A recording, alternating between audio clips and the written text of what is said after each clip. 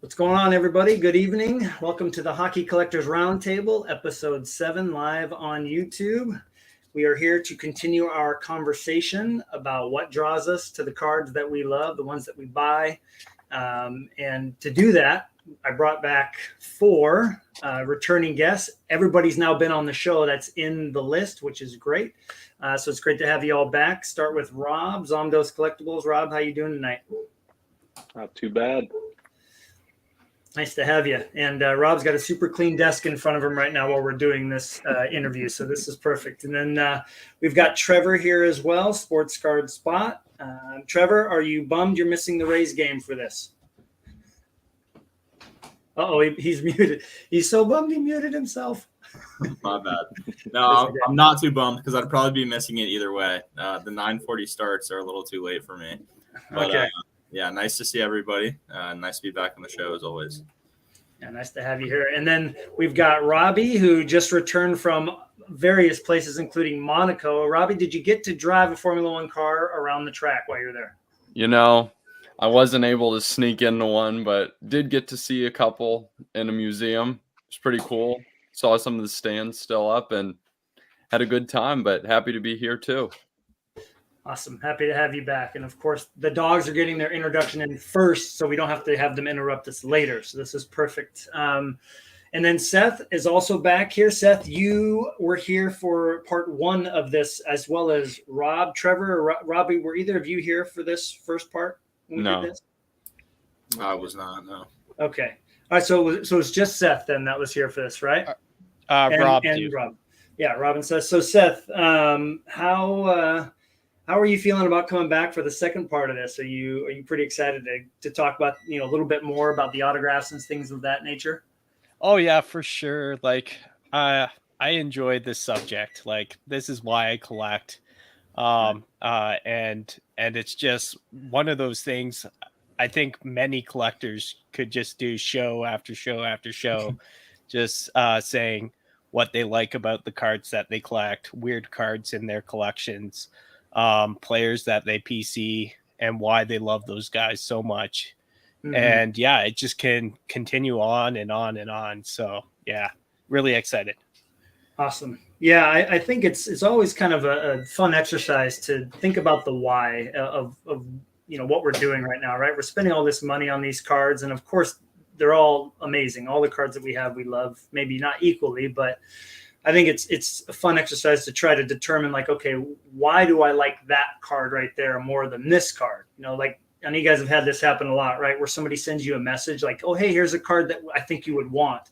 And automatically in your brain, you're like weighing, right? You're like, or, ooh, wow, like I really like that card. Or sometimes you get it, you're like, no, thanks. Like immediately you make that decision. It's like going into the psychology of how that decision is made is an interesting thing to think about, right? Because there's so many great cards. There's so many great cards from, as I'm discovering, not just sports. There's cards from all other ventures that are pulling my eyes to different places. So it's hard to make those decisions, but unfortunately we don't have endless funds. So we have to determine where we're going to be spending all this money. So I thought today we would continue this discussion by thinking about autographs. Like that's a very popular kind of card. I see every breaker on YouTube. Any new product comes out of, like, for instance, Ice came out today, right?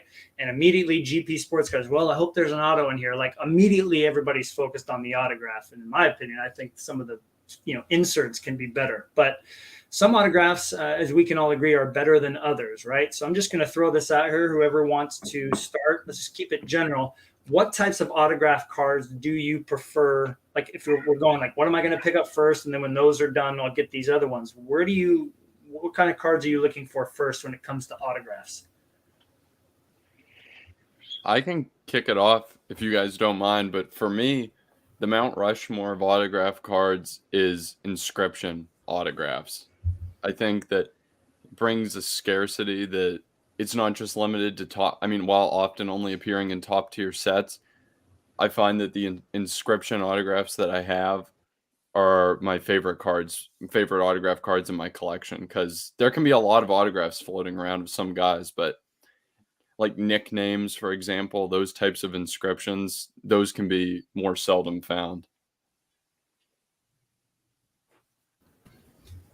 Yeah, Yeah, those are always fun to see, especially when they really started getting into it. When you had like Paul Bissonnette signing cards like Biz Nasty and things like that, really just adds that extra little touch to it, that little bit of personality that we really crave in hockey. Yeah. Yeah, I have this one card that is Alexander Barkov, and it's from Ice, actually, not the new release, but I think it's 1718 Ice, and it has Sasha, so it's like that's his nickname. Instead of Alexander, it's just Sasha. So it's really cool because it brings you closer to the game, because you hear guys in interviews calling him Sasha, pass me the puck, or he's a great leader, and that's sort of cool because it just brings you that much closer to the game. And when you see that, like when you get the Future Watch inscription of their first goal and stuff like that, yes, it's really cool, but some guy from Upper Deck said put this on the card as this was your first date, and they might be like, oh, that was my first goal, or that was my first game. Okay, I'll put that date on there. And it does mean something to the player. But when it's like, oh, put your nickname on there, put your the other one is social signatures that Panini did. And they put their Twitter handle on it and stuff like that. That was pretty funny. The first time I saw a card, I pulled a Andrew Shaw, and I just thought it was hilarious that there is his Twitter handle on there. But then that Paul Bissonnette with him ended up blowing up in the broadcasting, and he ended up being just really, or he still is really big online and in broadcasting. That card turned from a $2 card that you could pick up in somebody's dollar bin to now a card that's selling for around $100 US, give or take. Crazy stuff. What about you, Trevor? I mean, I know there's this guy that not many people have heard of that I think you might want an inscription from, but other than him, no, I'm kidding. Do you find yourself enjoying the inscriptions as well? I guess I do kind of like inscriptions, but I don't go as crazy for them as other people. I feel like sometimes, I don't know, sometimes the auto with the inscription, I feel like it can kind of take away from just like the eye appeal of a card. It just looks like too clunky on there a little bit. And I don't know, I feel like some of them speak to me more than others. Like the nickname ones I like a lot. Like Kucherov has some that are the Russian Rifle. I think that's cool. Or Braden Point has Mr. Overtime. And those are unique. But I don't know. Some of the ones that have the dates and stuff aren't as special to me. I don't know. Something that you just see of every player, I guess. I don't know. They don't stand out to me as much. But the inscriptions still can be pretty cool, I would say. But one thing that I would say that stands out a lot for me when I'm looking at auto cards is I really prefer like a blue primarily, or a black auto on white cardstock. I'm really not a fan at all of the silver or the gold ink autos. I used to love those, but I've noticed they just don't really hold up well on cards over time, and they kind of flake a little bit, and they're usually a bit streakier than the blue pins. So I don't know, kind of like a lot of the UD black stuff where it's and I know Panini has some similar lines where it's like a black card with a gold auto or a silver auto on it. Right. Those cards I've kind of stayed away from because I feel like they kind of lose their ink over time a little bit. Mm-hmm. Yeah, they can be sometimes a bit too thick. Like you think about the lamplighters. I was looking at Morgan Geeky, for instance. My dad really likes him. I was like, oh, I'd really like one of these lamplighters, So some of them, I mean, it fades so bad you can barely even see his autograph. And a couple of them are super sharp. So I agree. I mean, to go off what Robbie said, for me, I think player collectors rather than just collectors in general, and I could be wrong here, but I feel like player collectors will love those inscriptions even more because you're already kind of connected to the guy that you're going for. I mean, for me, obviously, I want to see a card that he wrote Flower on, which he's only done in like a couple sets. That's it. So it makes it rarer too, but I think just adding more personality to the cards that you're collecting, right? I think is what we're looking for as player collectors. But then I totally get what Trevor's saying too. You know, especially when you're chasing some of those big cards, you just want to have an autograph on there. Like can you imagine Trevor if they tried to fit an inscription on the shield card? I mean, it's not even a big area for an auto, and he's like, barely scribbling in there. It just would ruin the card, right? Yeah. So, Brandon Lau, the logo patch that I just got at him recently has a Bible verse inscription on there, and it actually fits pretty well. Cool. But he had to do it small, and you can tell it's not super legible. So right. Well, I'm going to kind of springboard off that and say, for me, when you're talking about autograph cards, I mean, this is an inscription too, but having a big area for an autograph is huge, right? There's nothing. And I love limited logos. Don't get me wrong. I love them so much. But goodness, I mean, like the area is so small for an autograph, right? So for me, I'm always thinking like the cards that have the most space for Marc-Andre to really get his signature or an inscription in there is perfect, right? And there's the blue ink, right, Trevor? I mean, it's nice and bold. It's not going to fade. And shout out to my dad. He did a song named Flower in the Desert after he saw this card, and then he got traded. So I guess it was bad luck. But the song is great. So anyway, I mean, are any of you guys, when you're thinking about those on-card autographs, for instance, what are you looking for? What's going to catch your eye first? Is it like, for me, is it the space that they have to sign? Is it just the picture? What is it about those on-card autographs that get your attention? I think the on-card autograph is just, I mean, first and foremost, it's the connection to the player. I don't know. For me, the sticker it's much less connected, even though it's still, a pretty sped up process, cards sliding across the table, getting signed. It does feel more connected. I think and also it really kind of like what Trevor said, just the clean appearance. Like you said, white cardstock, blue pen. You have those stickers can be of varying quality, and just steering as far clear of that as I can is kind of what I do when I collect. Also, Matt, that flurry is on my watch list. One on eBay ending tonight. Funny you should bring that up. Look who that guy is. Come on, are you kidding me? I guess, yeah, no more for Flower is right. No more songs for him. Yeah, that's a very special one. But yeah, I like what you're saying. Like, yeah, they're holding the card, and Upper Deck needs to. I'm going to say it. I said it during Jeremy Lee's show. Like, they need more videos of the players like grabbing the card and like signing it and like going like that, because then you're like, oh, I want to get that one right there. Especially if it's like a shield or something, right, Trevor? You see, Kucherov holding a shield like this that he signed, and then you get that. I mean, that's just an extra level of connectivity. So I'm right with you on that one, Robbie. I don't know if you guys ever looked at like Panini basketball card content, but like for the most recent Flawless release, they put out a video showing the production, the source material, and the production in the signing of like the Luka Doncic logo man auto. Nice. Something like that for McDavid would be wild to see. And I mean, yes, it's like an unattainable card to basically the vast majority of collectors, but that doesn't mean that it doesn't kind of galvanize the community and still inspire those who can't afford it. Right. Kind of encourages just the fun of collecting. Yeah. And even if we can't afford those cards, we're still looking at them constantly. Whenever they pop up, that's all that anyone's passing around in the DMs and the chats and stuff. So it's cool to see that connection. Like you said, there's a new TCG coming out called Alpha Clash. They just dropped their Kickstarter, and all throughout the Kickstarter, it was, here's the production, here's the samples. Like, you got to see the whole creation of it. So when we got the final product of it, it means that much more because, hey, I saw this from the ground up. It's not, I'm just ripping the wax and there's the card. It helps build that anticipation for the release. I came home early from work because I'm like, oh, the cards are here. I want to get my hands on them as quick as possible.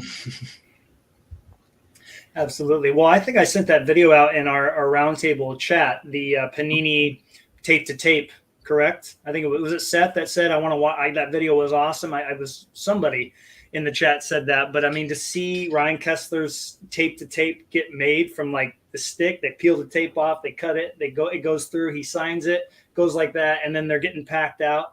That's what made getting the flurry so cool, because I'm like, oh, you're seeing how the cards are actually made, you know? So yeah, I hope they do more of that for sure. But so for Seth and Trevor or Rob too, like what is it about what type of on-card autograph are you most drawn to? I would say autographs that are centered well. There's a few factors, and I have a really good example of a bad one that doesn't check off really any of these boxes. But Okay. I'd like a really centered auto. You know, if it's on card, I'd like it, you know, in the center of the card, kind of where it's supposed to be, not you know, off centered in the auto window, kind of. If it's a sticker, you know, I hate it when the auto like bleeds out past the sticker, kind of. Yeah, or when they're turned, that's the worst. Yeah. Yeah, and then I like when a player has a longer auto as well. I don't like just a short little like initial, essentially. So this is kind of a good example. I just Can you turn? You got your blur on there. yeah. Let me see if I can turn it. While we're doing that, Carter Verhaeghe, right? Isn't that, anybody got his autograph in their head? Jeez Louise. All right, let's see it, Trevor. So this is Andre Vasilevsky signature materials, and his auto has gotten smaller and smaller over time. So it's basically just a little squiggle, and it's a little off centered there. It's pretty off centered. But yeah, I don't know. This is one that I'll just never fully appreciate. I feel like because it's just off centered. This is another one. This one is huge, but it's kind of the opposite. I feel like Stamkos, I don't know, kind of took too much advantage of the space here. And he does this a lot. Like sometimes his autos will bleed like into the window or onto the foil of the card or down like past the bottom of the card. And yeah, I try to avoid that as well. I'm not a huge stickler for you know, players that don't have perfect autos. I'll still pick stuff up, but yeah, those are kind of my preferences on it. I mean, I'll take that second one over the first one any day. Like if we're gonna choose which auto, yeah, I know he used too much space, but man, I'll take that any day over. Was it Chris Johnson, the football player? Anybody ever see one of his autos? I mean, that's like Carter Verhaeghe times 2. You know, it was just like it was awful. Yeah. Yeah. So on my front is one of the guys I really liked. Actually, this isn't a bad representation. This isn't the worst, but Sean Monahan here. I collected a bunch of his stuff, and in the early days, in his rookie year, I think he just had to sign way too much with Panini and Upper Deck because they both had licenses, and he probably did like 10,000 autographs. And at the end, like you just saw some of them just squiggle, like it was Carter Verhaeghe like esque, just like you're just like, oh man. So like I just sort of, when I see that, I'm just like, oh man, that's not that great. So like at least that card I showed you there is like his third year, fourth year in the league, something like that. And so I think he's like, okay, yeah, I don't have to sign as many. So part of me is going to ask the question, are we making rookies sign too much? And is that affecting how their autograph looks? Because they're just signing their first year in the league. They're trying to figure out their game, whatever sport it is, to be a professional. And then they're like, oh yeah, well, I have to sign these autographs, or this is to get my name or my brand out there. And people will know me, and it's my agent's telling me to sign these cards. I just need to get this done fast, and I get paid per sticker or per auto, right? And if I can do a little squiggle and make the same amount of money instead of, doing a nice proper signature that I might have on my credit card or whatever, I can still make whatever it is per X amount per autograph just by squiggling 3 lines on the sticker or this card. I very much think that's a problem. Yeah. You look at the proportion of people. If you look back at like even stuff like random, like say, I don't know, like '05 the Cup, like RPAs, and you look at the autos that are on those, and you look at the autos that are coming out these days, man, I mean, there's a huge difference. And I don't think it's just the passage of time that does that. No, like There's the big thing. So much product in print runs across sports. You know, hockey's not immune from it, have increased. And with that comes increases in the autos, not just adding to the checklist, but adding to the number of autos from each person. It's a huge issue. Yeah. I know. And the other thing is that's why going back to what I like to collect is something like this. Ryan Getzlaff. I know it's off-centered, Trevor, but right here, his autograph is amazing. Like, yeah, sure, you can't read his name, but it looks amazing. It's a masterpiece. I like Steven Stamkos' autograph. I really do. I don't care that it takes up a lot of the card. And yeah, just Robbie, to touch on your point there.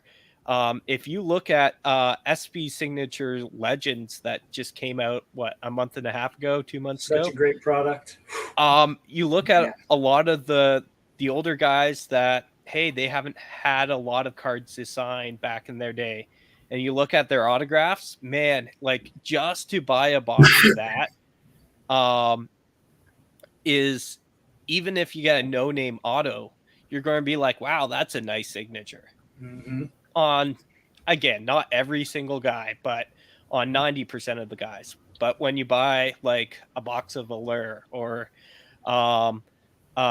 even SBA, just regular SBA, you could get 2 autos of these rookie guys and you have 3 swiggles on the card.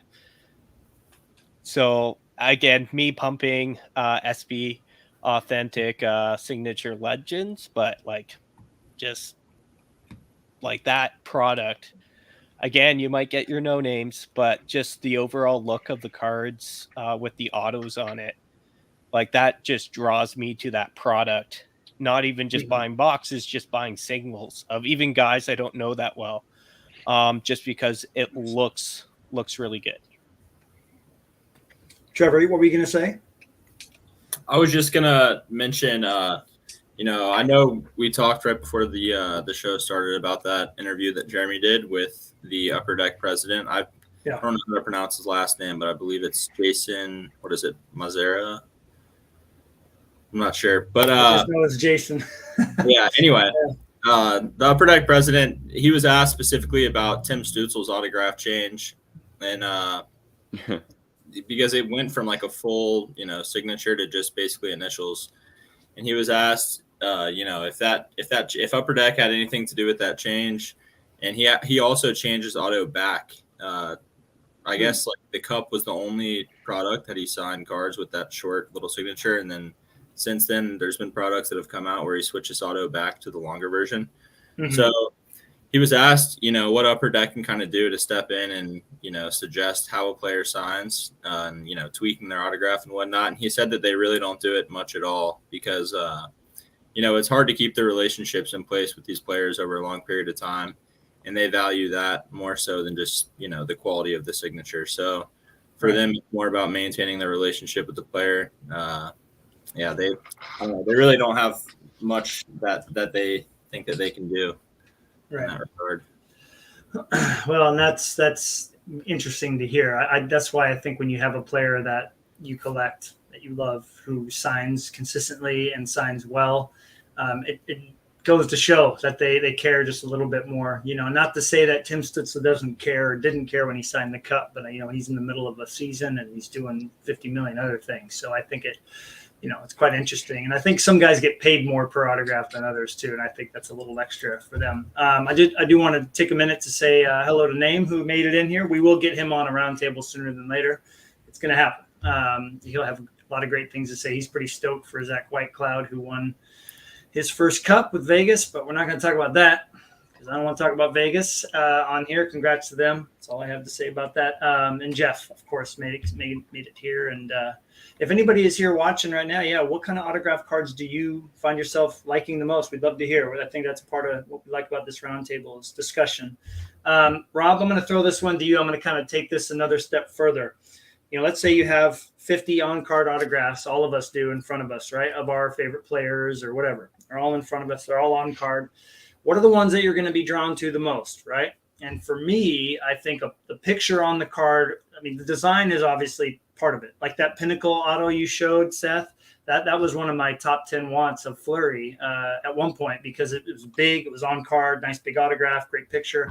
But you think about, and I'm going to Rob specifically for this one, he'll know why. When you get a picture like that on a card that's on card, I mean, when they win the cup, I'm going to take that. I mean, yeah, sure, it's out of 99, but that means nothing to me at this point, right? The picture, it's showing exactly the moment that your player is at the pinnacle of his sport. So, Rob, with Cam Ward winning that cup, are those the cards you're going to be drawn to first and foremost before any others when it comes to on card? Honestly, they're not. I'm a goalie myself. I've always been a nerd for gear. Nice. So my favorite thing about goalie cards and pretty much why I collect them exclusively is for my favorite set. One thing that's been catching my eye lately, I haven't pulled the trigger and went down that rabbit hole, but is Kari Lettinen when he played for the Thrashers. That was a good setup. And his setups were insane. And I keep looking, and all those fall in my favorite years of sets and cards. But just looking at all the different setups and the cards and the full pictures of the gear and the masks, those are the things that I absolutely love. I don't have a Cam Ward SP Authentic rookie because it's him without his mask on, just kind of one of those pictures. And even though it's not that expensive, it's nothing I've really felt myself extremely drawn to because when I think of Cam Ward's rookie year, I think of the cup run. I think of the old Vaughn V2 pads, the silver helmet that he had on, just that iconic look that I drooled over when I was young. And then I went out and bought the same set of pads that he had, just in my own team colors, pretty much because of him and that run that he had. Gotcha. What about you guys? Is there a specific type of picture that you or design or something specific? Like, again, if you had 50 on-card autographs in front of you, what is the type of card that you're going to eye first to go pick up and take a look at? So for me, it's going to be foiling, actually. Something with a really nice design with not the whole card foiled, but just some like highlights where it sort of draws to a nice picture and then an area for the autograph. So this is one of my favorites is the private signings by Panini. Just you can sort of see that gold foiling, how the auto is nicely displayed and pictured. And yeah, this camera is not doing it justice, but just go look at some clean pictures of these private signings that Panini did. Different players. This is the Mike Fisher. I have a Stamkos too, but I didn't want to show it to Trevor because he would try to buy it off of me, and I just couldn't let that card go. But yeah, I would just say like that is. Yeah, the Fleury there. It just looks so good. These private signings, the in the right lighting, that foil just pops out. Look at that big space for the autograph too, right? I mean, yeah, great spacing, great photography and editing of these photos. They did just such a great job on designing these cards, and so it doesn't matter the player. Like my eyes just going to be drawn to that card first. Just because it sort of sticks out. And then if it's a good player like Fleury there, or if it's, I don't know if Gordie Howe has one. I don't know if they got Howe in that set, but I've seen like some of the Crosby and like the Ovechkin and just some of those really nice, like I would love to get the Getzlaff. I'm sure it's not that expensive, but the Stamkos too, just with that big autograph, loads of room for it. It's really nice. Anybody else want to springboard off that? I definitely am on board with the big auto window. The big auto window all day for me. I think though, Matt, Seth, I do enjoy the foil, but I think given the choice of the foil or a photo, like what the photo first, I think I'm photo first on my auto choices. I'm thinking I don't have one, but when you showed me that Flurry, I'm thinking of, I believe it's a Dominion Crosby where he's holding up the cup. That I don't have it, but that one is on my list of wants I've yet to secure, but that's the stuff that I feel like I find standing out to me. Well, and honestly, I'm going to take it to the next level and say I know most of us are usually not sticker auto fans. I think we can all agree we prefer not to have one. But there are instances where I think we can see past that, and I've got an example. Obviously, the picture is going to help, right? Robbie and I were talking about Fleury setups and stuff, and this is my favorite setup with my favorite jersey he's ever wore. So then you add that with a card that's designed to house the sticker properly. He kept the autograph perfectly on the sticker, barely, but he did it. And so that allows me to see past that. Do you guys have any cards or anything in mind that allows you to kind of, see past that? Or do you just say no sticker autos? Like, where does everybody stand on the sticker auto front? I don't mind stickers if it's a card that's not really like kind of replaceable, I guess, without them. Like I have, Ultimate Collection. Upper Deck had an Ultimate Collection product for baseball for, I believe, like maybe 5 years, maybe a little bit longer. But most of those autos were sticker autos. And like you can go on eBay and just look through all the cards out there, and 95% of them are stickers. So stuff like that, like those are just gorgeous cards, and it's unfortunate that they have stickers on them, but it's all you can get. And I don't know, I can kind of look past it to buy some of those cards. I don't know. Yeah, I really, stickers do bug me, but if it's there, it's there. If it's an awesome card, who really cares if it's there, in my opinion. Yeah, so I'll be the loner in the room. Stickers don't bother me at all. When I started collecting, a lot of what was on there was stickers. I just wanted the cool cards. Again, coming from TCGs, I look at the design of the card, the overall aesthetic and the layout. If there's a sticker on there, it doesn't bother me. It's again, I'm collecting the card for what it is. And like you said, Matt, if the sticker blends in nice and it looks like it was meant for it instead of just slapped on there, the card still looks beautiful to me. And then another reason why I really don't mind sticker autos, one of my favorite sets is Fleer Ultra 0506, and a lot of that stuff was stickers. And the fun things for the sticker autos for me is that's what differentiates my cards. That's what I want. I want cards that are rare, different, and unique. And this one example here is the rookie uniformity set. And this card is everywhere with just a regular jersey, but then you add that sticker, it's still a jersey and it's numbered to 25. So it's that differentiation there. And same thing, you have a patch auto version, sticker auto, but there's only 5 of those. And that's what I crave. And if it's got to mean a sticker, that's fine. Obviously, like there's some hard signed cards now that I'm looking at them. We're having a conversation. I'm like, wow, this look a lot better again when it's not in that small sticker window.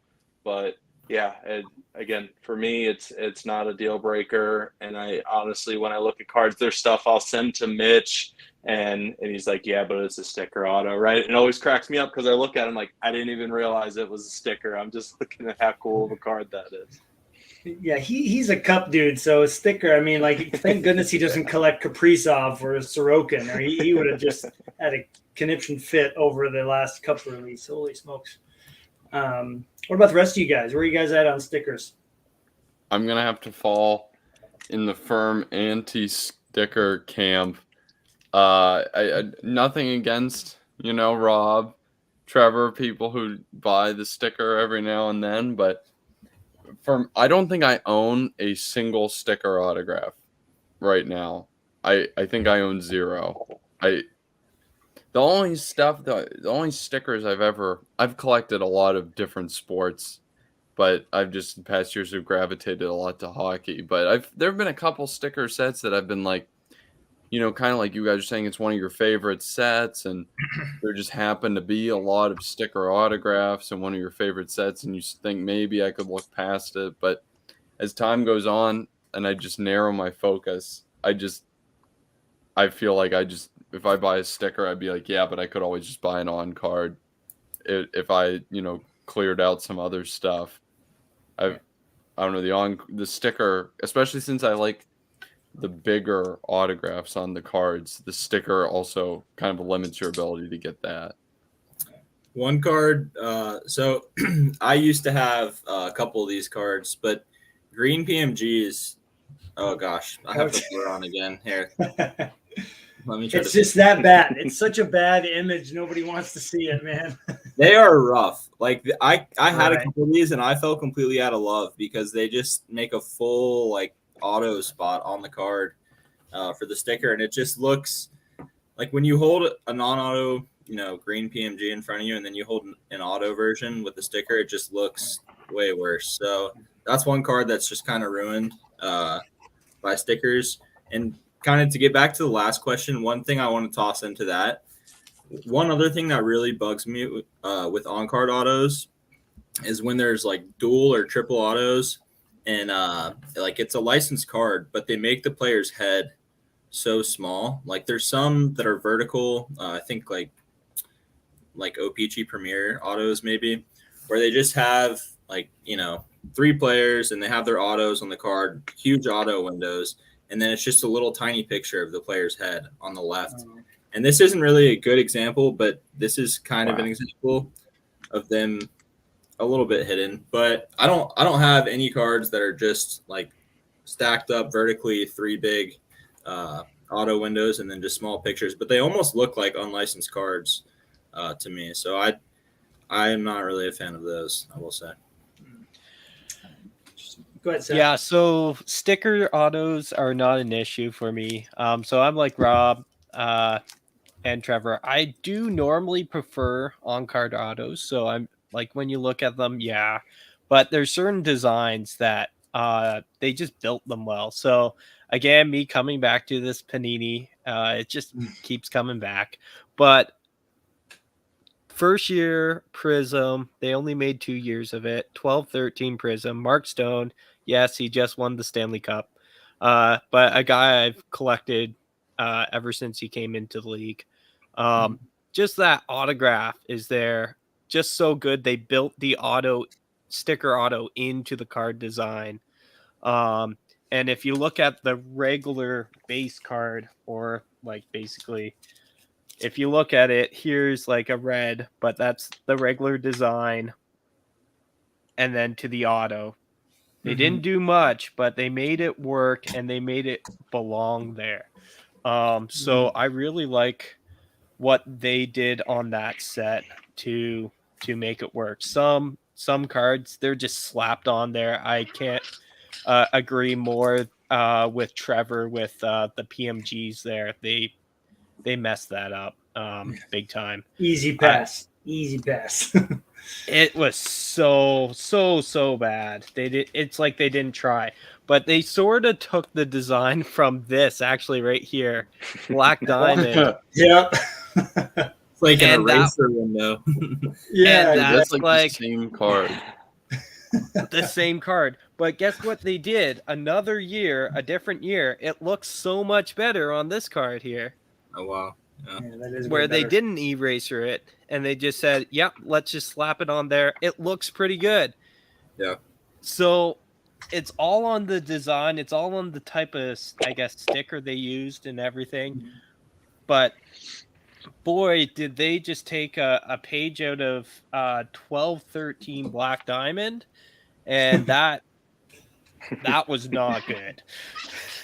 I mean, I'm just going to throw this out here. If you're going to have like green PMG autos, like first of all, if there's red PMG autos, like I don't think they do those, right? They just do the green and then they do the base autos. No more base autos. But if you're doing the green PMG autos out of 10, get a silver pin and have them sign over it on card. It's 10 cards per player, right? So if you're only doing half of the players in the set, you bring those along with the cup cards and stuff or whatever. I understand it probably doesn't work that way, but in theory, you could have them just sign those. Gosh, can you imagine if those were the only on-card autographs in Metal Universe, how awesome those would be? I know Trevor's like, oh gosh, gold, silver pen, whatever, but like I'll take that over the sticker any day.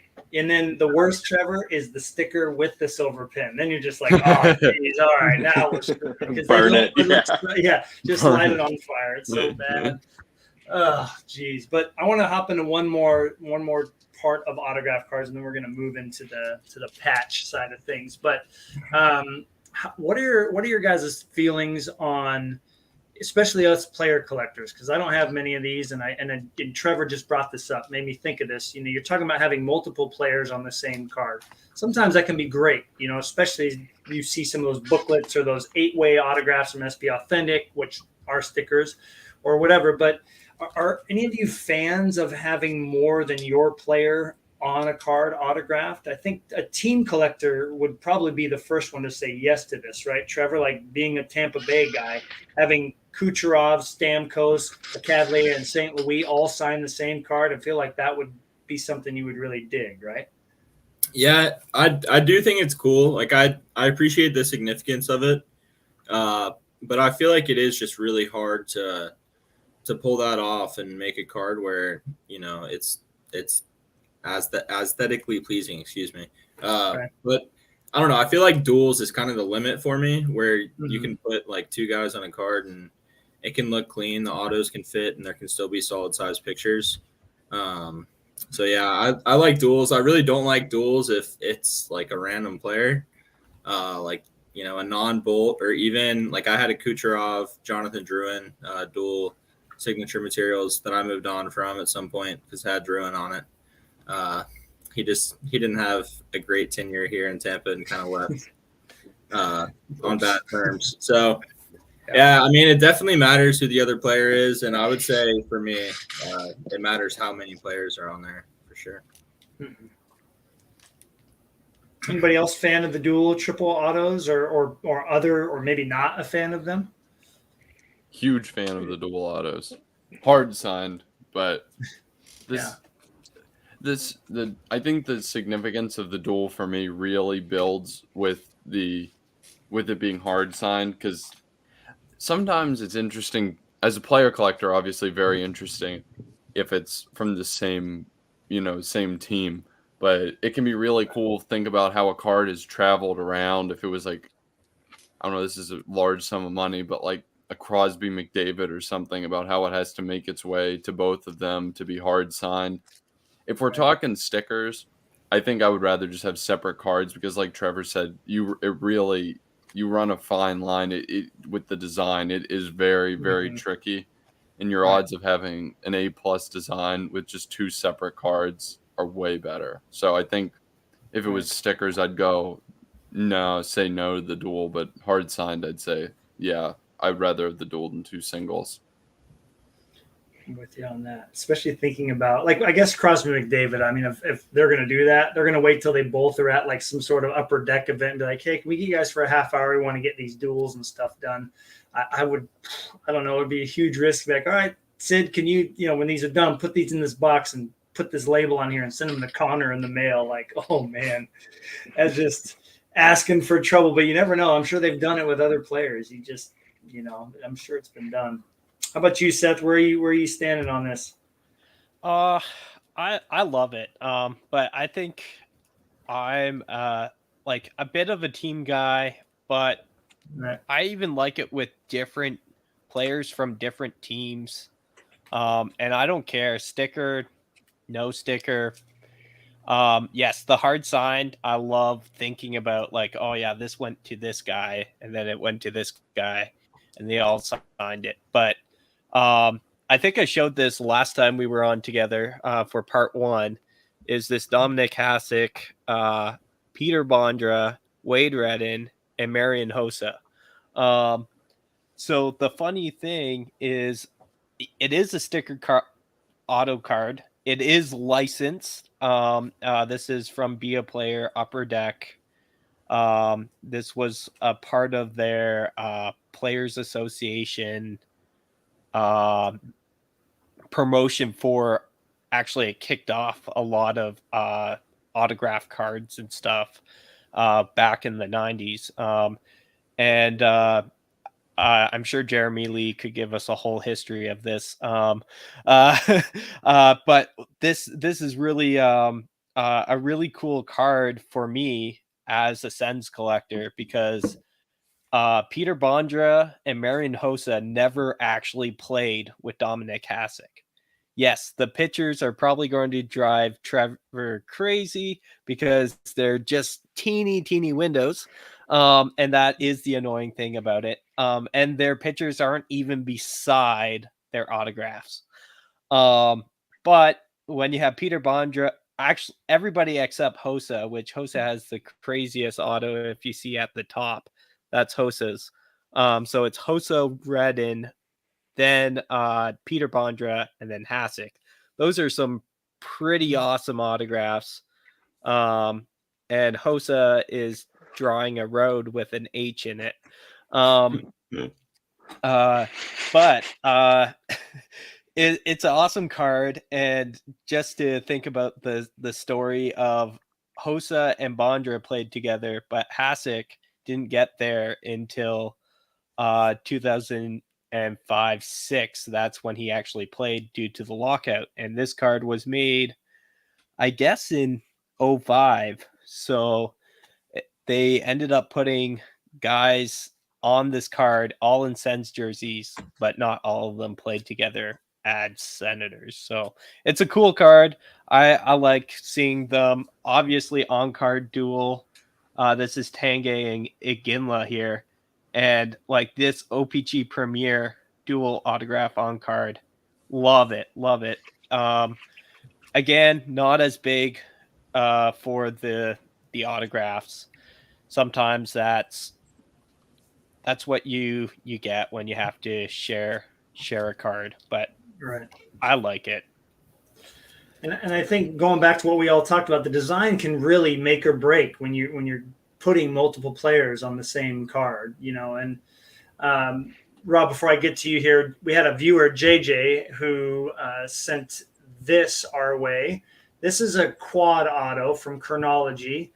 Now, again, this kind of goes in if the sticker can be, because at first I thought it was on card. Gotta be honest with you guys. At first I thought it was on card. The sticker is not. I mean, on the Yager you can tell, right? Because it kind of bleeds way here. But I think when you're able to get a design that accommodates the sticker, and of course the pictures of the player are next to him, even though they're smaller, I think this would be one of those instances where you kind of, look past the sticker, right? And having multiple players on there. I'm not a fan of them when they look like this personally.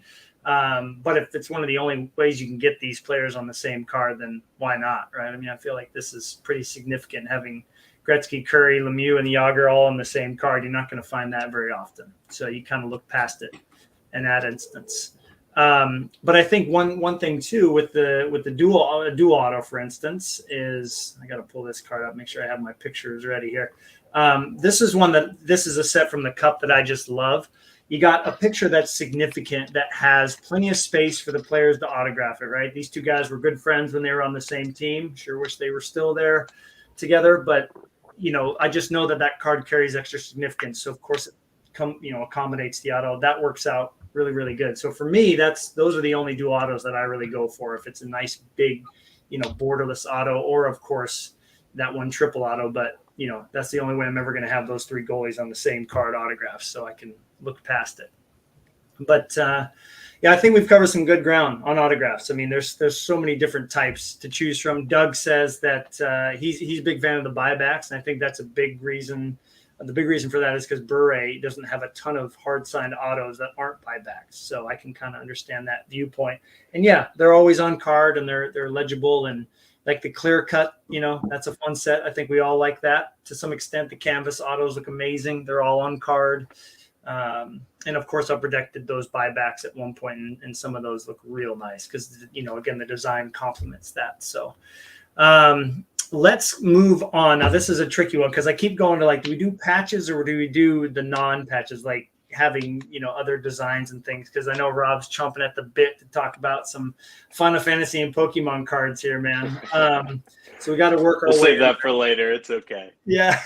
Well, I know that you like your patch autographs and just your patch cards of Cam. He's got some good ones, especially after he won the cup. They put him in just about everything. But let's kind of change our focus here to patch cards. So first of all, can we just say that not every jersey card is a patch card? I can't tell you how many times I go on eBay and it's like dual patch. I'm like, ooh, let's go see this. And it's a dual jersey. I'm like, dude, is not a patch. Is not a patch. Like, I'm going to throw this to Trevor because I know that Trevor, he loves his patches in the cup. Trevor, if you were to define a patch on a card, how would you define it right now? Anything, a piece of a jersey that's stitched, I would say, not just a plain one color part of the jersey. Okay. Yeah.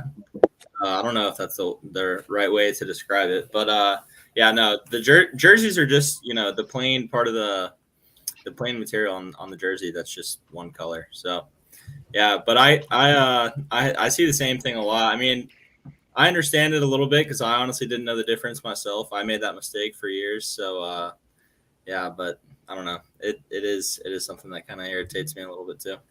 All right. Well, I think to kick this off, if everybody's got cards in front of them, I hope, can everybody grab a patch that just speaks to you? You know what I mean? And I think we're all going to have a lot of variety here and why we like the patches that we do. But I think we're all fans of them, especially if they're the right patches, right? So let me throw this out here to everybody that's watching too while we're grabbing our examples. What type of patches do you tend to gravitate towards and why? Because there's a lot out there now. And again, I'm just going to props to Upper Deck. Thank you so much for making them all game used. Thank you. I can't tell you how many Justin Jeffersons. I'm like, oh, that's such a sick patch. Like it's got like VI from Vikings. And then I'm like, oh, it's from no specific thing. So basically Dick's Sporting Goods jersey that he put on for 5 minutes and then they threw it on a card. Yeah, no thanks. You're lucky if you even put it on before they threw it on the card. I mean, yeah, if I'm going to get a game used, I got to spend, thousands on a flawless 101 something. I'm like, yeah, nope. It is easy for me to pass on that. So just kind of got to go around the horn here. Rob, you want to start us off? You got a patch or two that you really like? Yeah. So I'm having a tough decision on this one because I recently got a patch in that I showed you that's just stunning multicolor, big window. But when it comes to patches, again, and I'm looking at most of the patches that I have for Cam Ward, they're nothing spectacular. And I look at, there's limited logos that have beautiful patches on them, but it's not the design that I like. So I keep going back to that. But for the sake of everyone's entertainment and joy, well, I'll bust out a pretty one instead of a boring one. But this is one that I look at it almost every time I come into my office. It's got the Conn Smythe to remind you, oh yeah, he won the Conn Smythe there.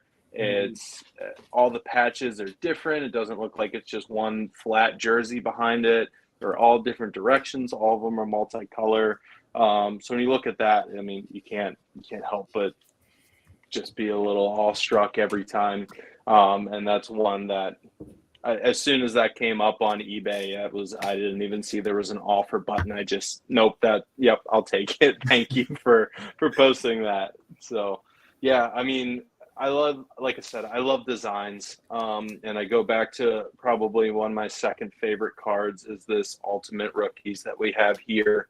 And small patch window, pretty standard, boring 2-color patch with no, non-neutral colors in it. But the design with it and the color match with the red in the back, and it all just flows so smooth and nice. That's what I look for in the cards. And yeah, if there's a better patch that pops up, you bet I'm going to be after that one. But, the fact that it all just flows together so nice and pretty. That's mainly what I'm looking for. It's amazing when they design can complement the patch, like that O-Pee-Chee Premier. Like I think most of us can agree that, gosh, those 2 years they brought those out, those were some of the best looking cards. So just leave it at that, so we don't get sidetracked. How about you? How about you, Trevor? I mean, we first of all, everybody in here and everybody watching knows that Trevor he collects shields, so like patches are a step below. But I know that you have your tiers of like what types of patches you're going to look for. So what card did you pick that really spoke to you? Well, I don't have a ton sitting right here in front of me, so I picked one that kind of has a lot of the qualities that I look for. Mm-hmm. So obviously, like besides the actual patch itself, which we're all looking for the same things there. I love when a card has foiling around the patch window. This one is silver. The gold hollow foil is my favorite. And then I'd probably say silver and then just normal gold. But I love when a card is has nice foiling kind of around the patch window. And obviously, the bigger patch window, the better. I think we all want a nice huge chunk in there. Right. But one other quality that I really prefer, and this applies to shields and non-shield patches, but so this card that I just showed, so it's from the Adidas jerseys because our shoulder patch isn't stitched. So that hockey club is just like, I don't even know. I guess it may be some sort of stitching, but it's basically just like a laser printed technology. Mm-hmm. And then these right here, so this is only Tyler Johnson. It's not quite the same, but the hockey club is actually stitched. And I don't know. I think it has so much more texture in person. Like these patches that are actually, have real stitching to them, it's night and day to me, like seeing them and holding them in person, how they look. So I think that's one thing that people should kind of be conscious of. The foil around the patch window can definitely make a card pop a little bit extra. I definitely found an example of that too. So that's awesome. How about you, Robbie? Where are you? Like, what type of patch? Besides, like, as we all agree, like the bigger the better, right? But I mean, is there anything specific for you? I got a couple things. First of all, I don't have one really to show. Well, I guess I do, but if you have any patches that you are from rookie year and game worn. To me, rookie year game worn patch, significance of it matters. But I've got two examples I want to show here. First example being this triple patch with Crosby, Lemieux, and Gretzky. I think the Crosby being a good example of really what I like to see in a small patch window. There's that corner type patch we've got there. Really like that. That's a good example of like the small patch windows. And then this is probably my favorite patch card in my entire collection. Wow. Yeah, buddy. It's got that gold around the patch window, like logo, chess logo patch. Pretty big window, suits the card well. Still get a full body picture, but this patch just got a lot going on. And honestly, having like the little bit of a jersey piece, you can see like that tiny bit of plain jersey mixed in with that patch adds a little bit of variety and makes that really cool. Dude, Supreme patches that was the first example I went and found a picture of. So Supreme patches are incredible. But like Trevor was saying, the older ones, like older, right? Like 6 years ago, those have that beautiful gold foil around that edge. And Trevor and I have talked about this. In person.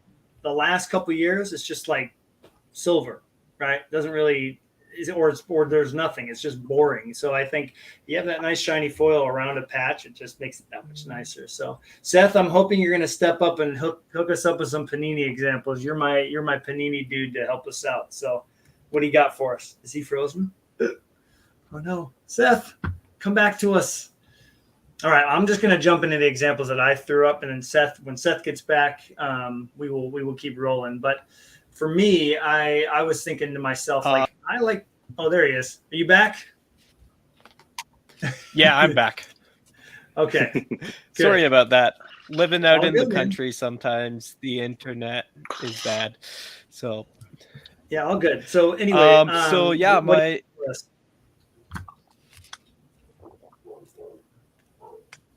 There might be a delay. Oh, I can't hear him. Oh no, oh, Seth. am I here? No. Yeah, I think you're on a bit of a delay, dude. Yeah, I'm back. Try popping Okay. out and popping back in. I think that'll fix it. Try that. That usually fixes it.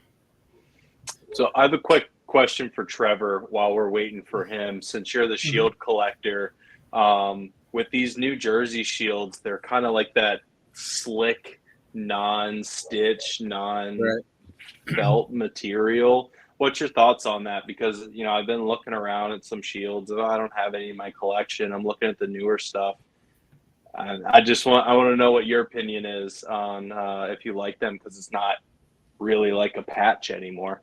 Right. Yeah. I mean, I still like them. You know, it's still a shield. It is what they use on their jerseys. So, you know, it is what it is. But the stitched ones are just way cooler. They look like they're like jumping out of the card. And yeah, I don't know.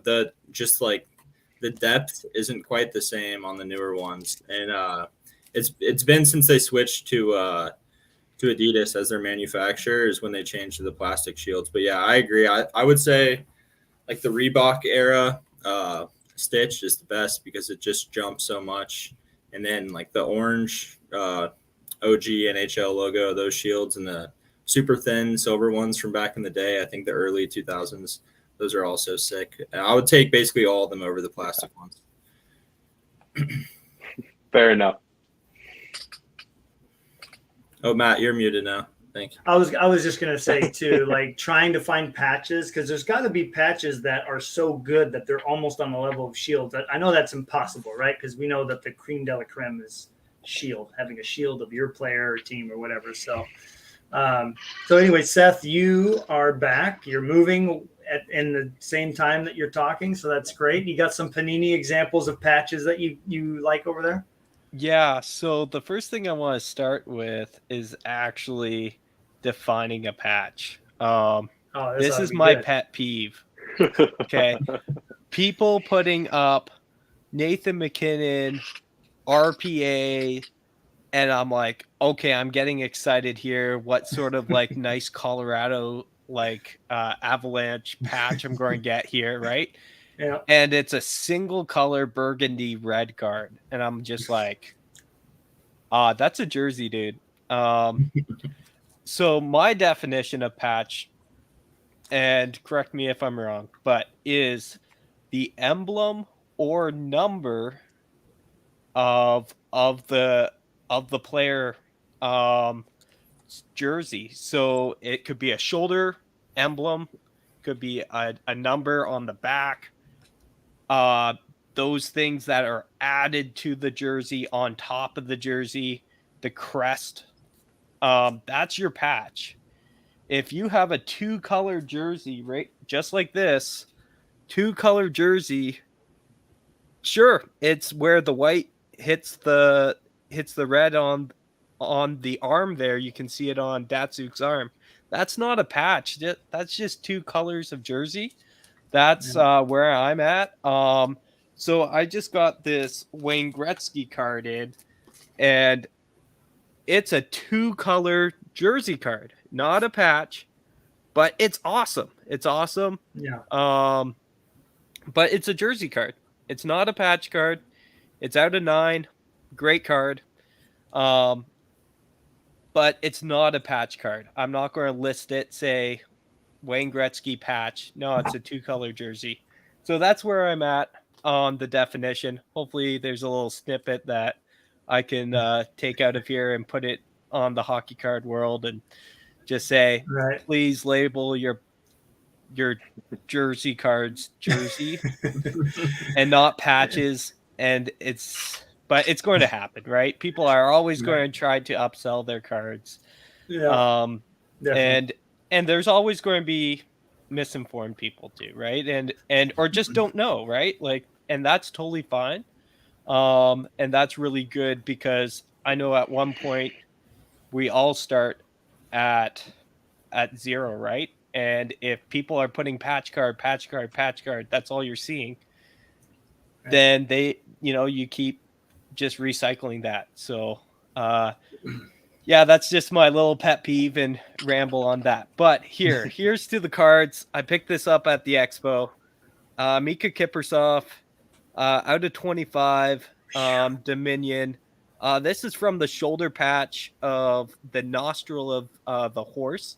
At one point, they had the shoulder patch. I'm pretty sure this is a shoulder patch card.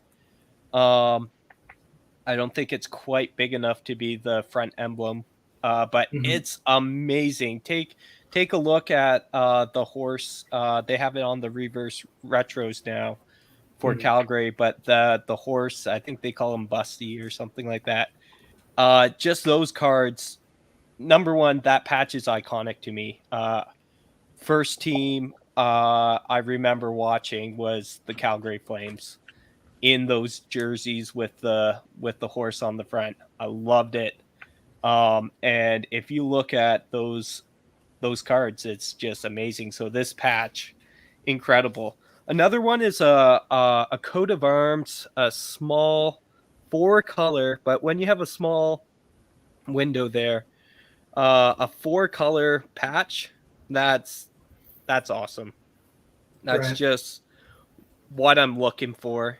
I traded for this card, and I traded a Young Guns. So for me, I was like, I'll take this every day over a Dylan Larkin's Young Guns. And yes, it was graded. Again, I'm not a big grading guy, so I could care less. But just getting a patch like that into my collection. Another one is Prime logos, Prime colors. Nice. This is Craig Anderson. He got traded to the Sens, but they had the Colorado jersey. Just amazing. Just again, when you can get something like that, multicolor, 3-color, you just can't turn that down. I'm going to a Vegas card, but the guy's not on Vegas anymore. Alex Tuck, Premier Premier Rookie Auto patch. 4 or 5 colors in there. There's a little bit of red right in the corner, and again, another shoulder patch. So I think I like the shoulder patches a lot, the most, just because they're smaller patches with a lot of color in them for the most part.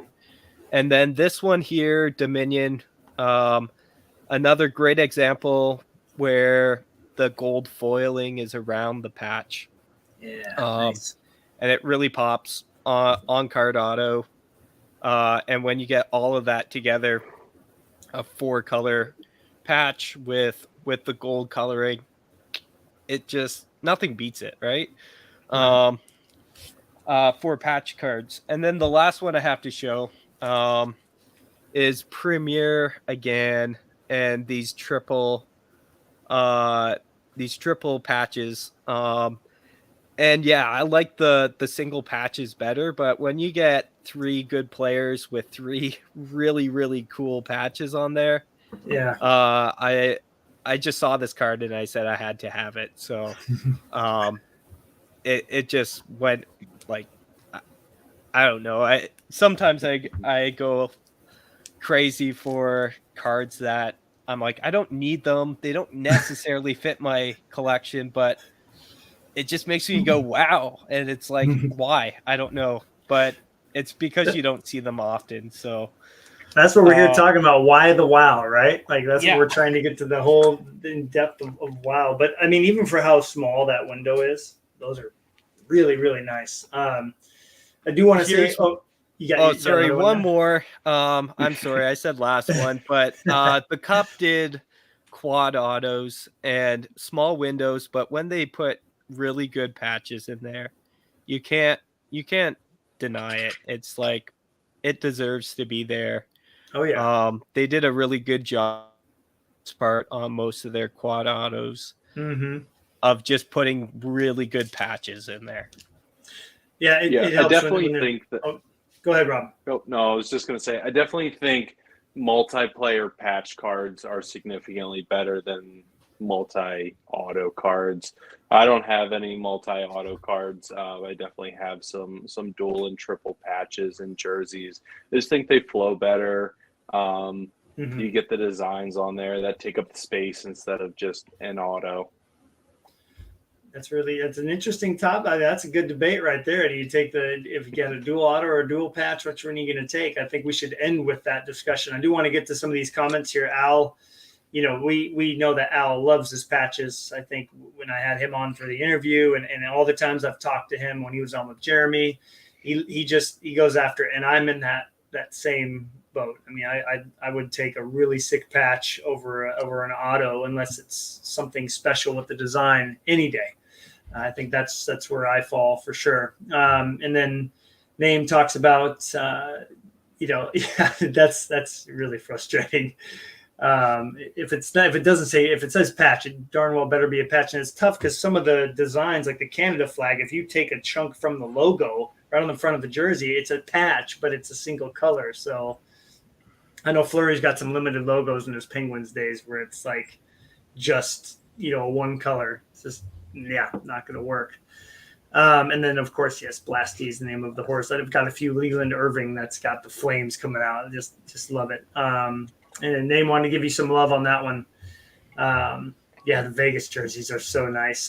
Funny enough, I didn't pull those up. I think the thing I wanted to talk about is when you can combine what we talked about before, a really nice picture that we all like, the jersey you love, the setup you love. Rob, I know we talked about that.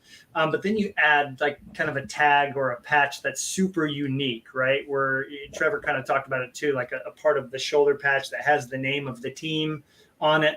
Just anything to make it super unique is all like this. This was Justin Malden helped me get this card. This just takes this one over the top. And the only one that I had, and we already showed the Supreme patches, so I don't need to talk much about it. But when it's from an event that's pretty significant, like this, he won the skills challenge on this with this jersey. But like when the picture of the jersey is in the card that the patch has right there, I mean, that's like, come on, that's like cream of the crop right there for me. So I think that's wonderful when the picture has the player wearing that patch. And the dogs agree with me. See, that's how nice it is. But all right, well, let's end. We got about 15 minutes left. I would love for people to chime in here in the chat as well, but let's end with that discussion. So Rob, you just said, I would much rather take a dual patch over a dual auto. So let's end with this question. I mean, just in general, would you rather have a really nice autograph or a really nice patch? Where are you guys at on that question? I think sorry, go ahead. I already talked. Go for it. I was just going to say, I think it's easy for me. I think I side with Rob on this one. And I think, if I got to go with one or the other, I'm going with the patch. Autos are great, but patches can just be way more unique. Like it just, I don't know, something about seeing that game used patch, and especially when it's, multiple colors or like Al was saying, it's got several colors and a lot of stitching. It just, I don't know. I feel like it just puts you right there, kind of like in front of the player. I don't know. It's really cool. Autos are great too, but I think patches just are so unique. That's where I would go. Yeah, when it comes to the design of the cards, like when it's just a single player, you can get a really nice auto because you get the design, you get a big shot of the player.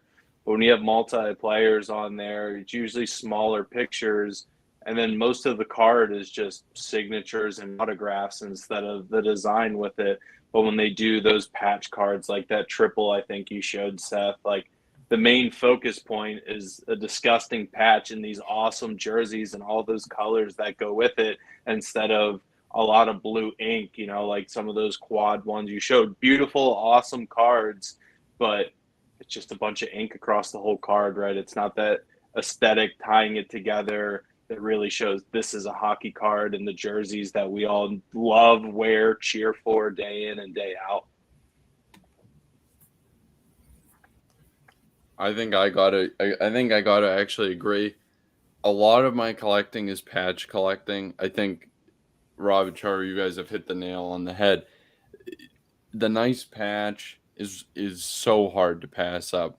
when I see like Crosby like chess logo patches, and I think people be surprised how little some of these like premium patches show up on places like eBay of a lot of these guys. A lot of these do not make it to eBay. They just kind of sit in collector circles, which I think is proof of how coveted some of these nice patches are.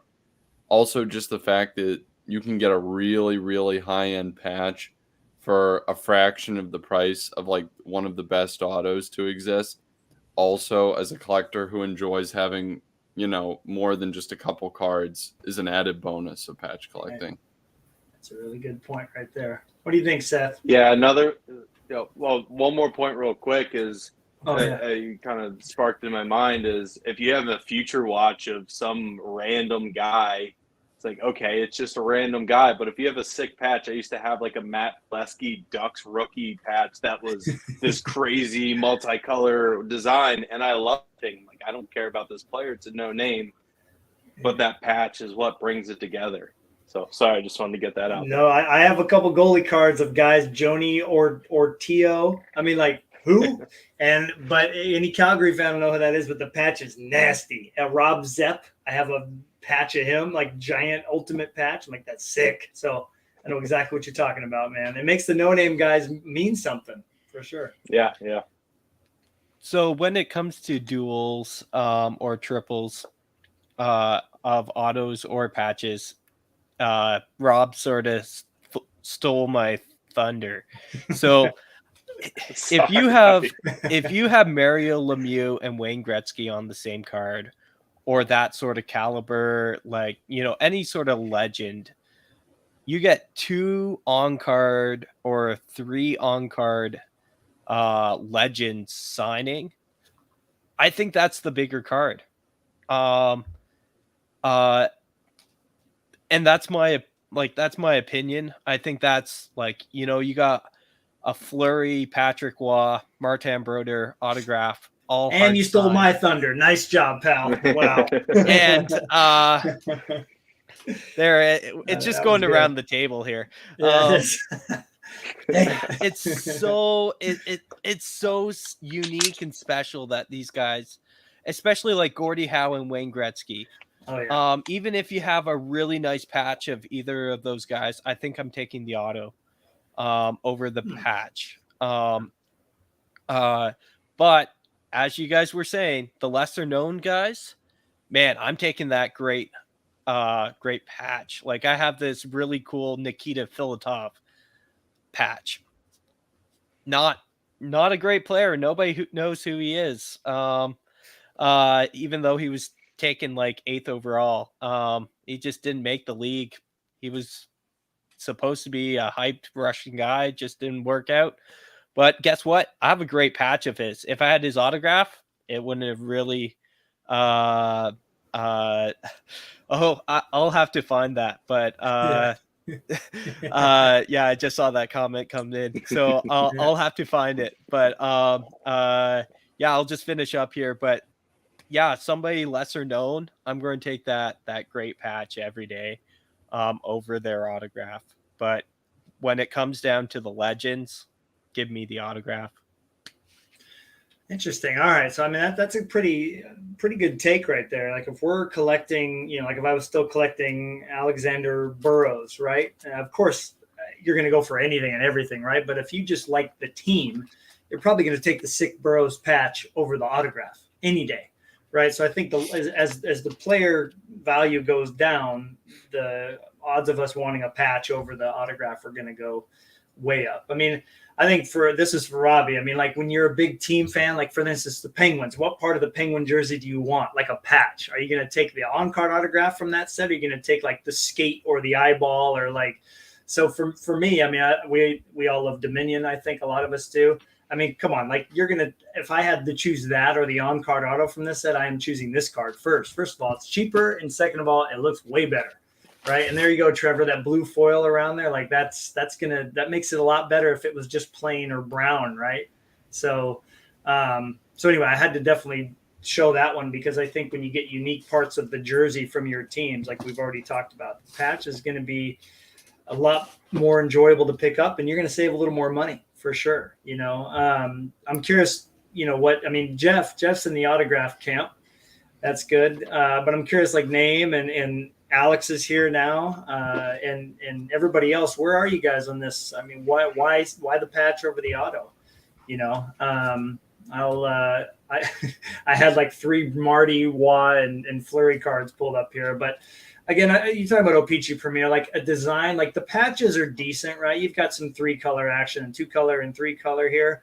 But man, even though the windows are small, the design can really play a huge part in me taking this, even at the same price as the autograph, which is probably impossible, right? We know that's never going to happen with these 3 guys. But I think that's going to make me – I'm going to shell out extra to get this instead of the jersey. I've passed on the jersey of this a few times. I don't want it, right? After you have this, why would you go after it? So, had to definitely show that. And the design is just so impressive because the pictures are big enough, right, Trevor? They're not just like these little tiny heads and these giant patches.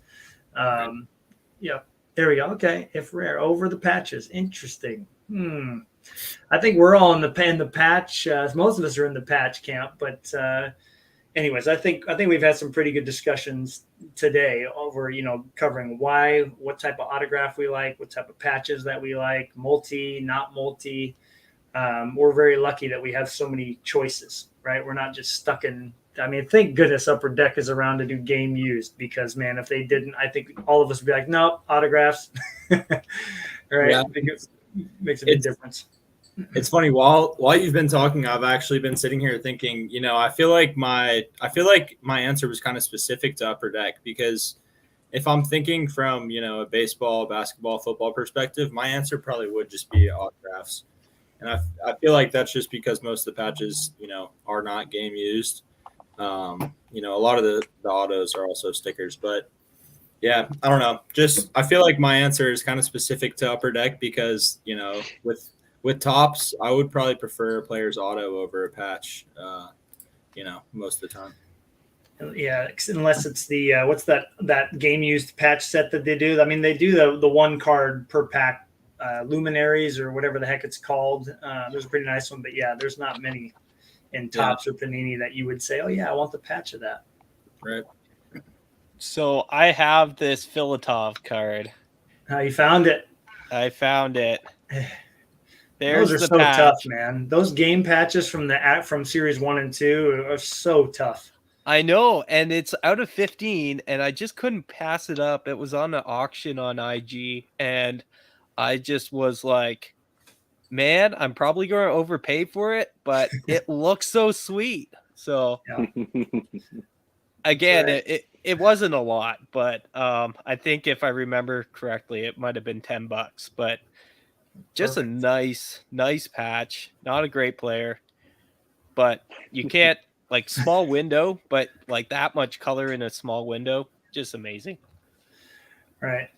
A lot of the Marc Andres that I've seen that are patches are right from the center of whatever logo they cut the jersey of, the ones that I see. Because, of course, like Robbie said, those are the ones that are going to make their way out onto eBay, right? Not the triple color in a tiny little window. Those are stuck in Penguins PCs and all this other stuff. So it's definitely hard to find the ones that you're after. But any other closing thoughts from you guys before we sign off for today?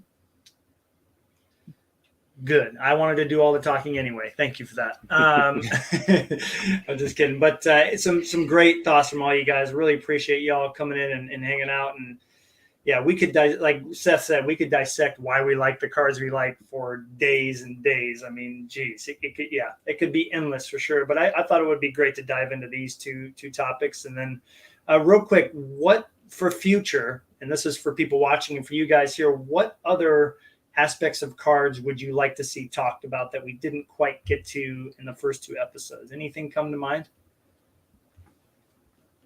Putting you guys on the spot here. Welcome to my life. All right. I'm trying to think, like, we covered just like the foils, right? We've talked about like PMGs. I know we kind of got into that in the first episode. It's like the shiny cards. That's always, that is definitely going to happen for sure when you're here. I mean, because what else is there? You got patches, you got autographs. What else? Die cut cards. So like something like that. I was thinking just different. I know we touched on the odd little die cut thing in the first episode, but we didn't really dive into that and what makes a good die cut insert or card. And that sort of thing, because that's a big part of my collection is die cuts and how some of them get damaged when in the packing process. So finding a really good die cut insert that's really clean is something cool. It's a fun chase for me, something I really enjoy. The different levels, acetate, the Young Guns acetates, and different acetate cards with different levels to them, with the cardboard on top. Those sort of things that are bigger than life, like I guess 3D technically. And yeah, those sort of things. Okay.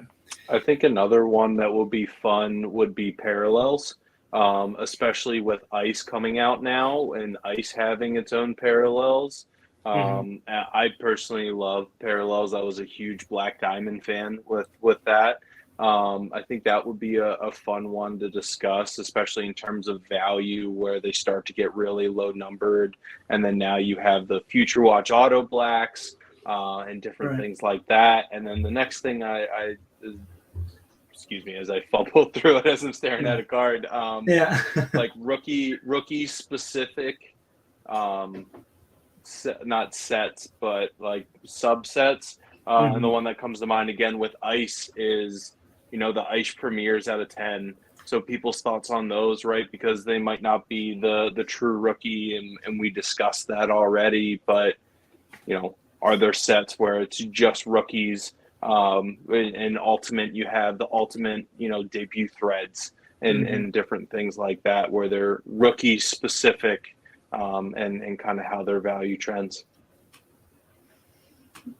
Oh, Trevor, I think another interesting aspect, and this may have been talked about a little bit on the first one. I'm not sure if it was, but I feel like, just non-auto, non-patch cards, just your standard, base cards and, parallels of base cards and whatnot, and inserts. I don't know. There's like Prism, for example, like each year stands out like for a lot different reasons, like 2012 Prism, I think is just like way above the other years of Prism in terms of design. So I think it may be a boring conversation, but you could really get into, the nitty gritty about, card design and what makes certain base cards, certain non-auto, non-patch cards stand out compared to others. I think that would be interesting. And two other kind of examples, like 2005 Cup, the first year Cup, base cards from that year look absolutely incredible, in my opinion. Yeah. I think it's because they have kind of like a crest, like kind of the shape of, of the cup, I guess, in the background. And then 2018 is similar. This is an auto. But this card design right here is just second to none. I mean, like, I don't know. These cards just look absolutely incredible to me. Something about just the crest kind of design. But yeah, I think that would be an interesting conversation, kind of comparing just base cards, just true card design. I'm all for that. Yeah, that would be a lot of fun. I think within all those realms, I think for me too, is there's a lot of hidden gems out there that, some people are like, maybe the design's not that great, but the odds are astronomical. You got like a 30 card set and it's like 1 out of 200 packs and you get one, you know what I mean? So I think there's some hidden gems out there. EPAC has created some beautiful hidden gems, some of the rainbow speckled foil. I think everybody knows about those, but there's some really tough one, like the Parkhurst gold foils. If anybody's seen those, like with the background that's gold, those look incredible, man. I mean, there's definitely some hidden gems, not just EPAC, but some inserts out there, like no auto, no autograph, but are kind of not well known. And then you see them come up for sale and you're like, wow, I mean, this is the first time I've ever seen one. So there's definitely some hidden gems out there. I find myself really enjoying going after those, regardless of foil or the picture or anything. What about you, Robbie? Is there anything else that we haven't touched on? Just SPs, maybe. Some short print cards. Yeah. I don't know, other sports, sometimes SPs, like photo variations sometimes can be cool. Can kind of, I've had some photo variation cards that I've enjoyed a lot. Also, I don't know, it's kind of closer to the base cards that Trevor mentioned, but I've enjoyed sometimes cards that are base cards or like UD like canvas cards. It's maybe like the first pairing of like two players photographed together. Like I think of a 2018 like canvas McDavid, which has like him and Crosby in the face-off circle. It's one of my favorite cards. That's a good Stuff like picture. that is kind of, yeah, There it that card right is. there. There it is. Incredible. It's truly one of the best card. canvas out there. Yeah, I love that card. Sure. That's something I think Wow. that stuff like that Okay. is cool. Looking into like $5 or less cards that have a lot of collectability behind them. And of course, you said variants, Rob, the full arts, right? Full arts and trading card cards. I mean, Yep. those by far stand out because you can do so much with the artistic side of the card. So yeah, I think there's a lot more places we could go with this. And I'm definitely looking forward to part 3 and probably part 4 after that. But big shout out to Rob, Trevor, Seth, Robbie. Thank you all for coming on and continuing this conversation. Again, apologies for getting the topic out late, but we wish that Mitch hopefully feels better sooner than later. Hopefully get over that flu that was keeping him not from looking at cards, by the way, because we know that Mitch is really sick when he won't even talk about cards, right? So sorry about the Panthers losing. I think that's probably why he got sick in the first place. But no, hopefully, yeah, we have a good off season here and look forward to continuing this conversation in the future. Thank you, guys. Appreciate it. Thank you. Thank you. All right. And thank you to all the viewers that were here. We appreciate you and can't wait to talk to you on the next one. Have a good night, everybody.